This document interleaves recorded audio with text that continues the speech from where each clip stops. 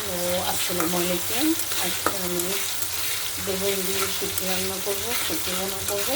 আমি প্রথমে তেল গরম করে নিয়েছি, তারপর রসুন কুচি পেঁয়াজ কুচি দিয়েছি, তারপর পরিমাণ মতো লবণ দিয়েছি, স্বাদ মতো যার স্বাদ মতো লবণ দেবেন। তো রসুন বাটা দিচ্ছি।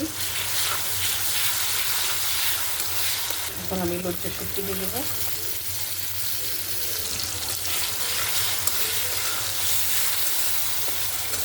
আলাদা করে আগে পেঁয়াজ রসুন ভিতরে ভালো করে আগে ভেজে নেব, তারপর আমি হলুদ মরিচ দিব। ভালো করে ভেজে নিয়েছি। এখন আমি হলুদ মরিচের গুঁড়া দিয়ে দিব পরিমাণ মতো। হলুদের গুঁড়া দিচ্ছি 1/2 চামচ।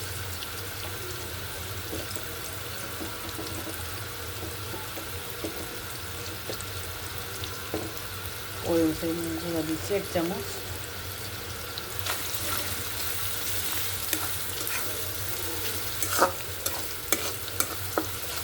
এখন আমি ফুটন্ত গরম পানি দিয়ে দিচ্ছি, মশলাটা কষতে আসতে হবে। মশলাটা কষানো হলে তারপর আমি বেগুন আর আলু দিয়ে দিব, সাথে থাকুন। এখানে আমার মশলাটা কষিয়ে আসবে। এখন আমি এখানে আলু আর বেগুন দিয়ে দিব।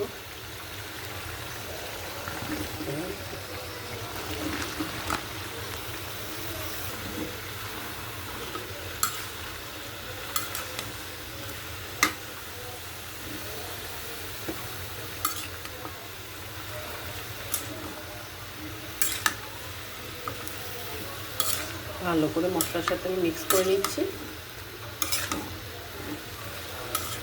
মিক্স করে আমি ঢাকনা দিয়ে ঢেকে দিব।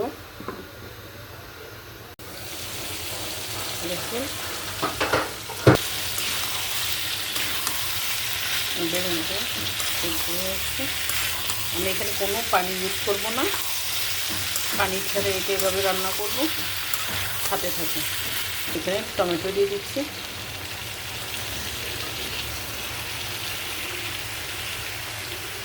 ঢাকনা দিয়ে ঢেকে দিব।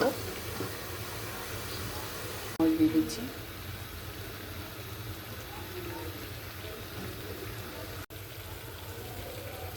এখন আমি ধনিয়া পাতা দিয়ে দিচ্ছি। আমার তরকারিটা হয়ে এসেছে।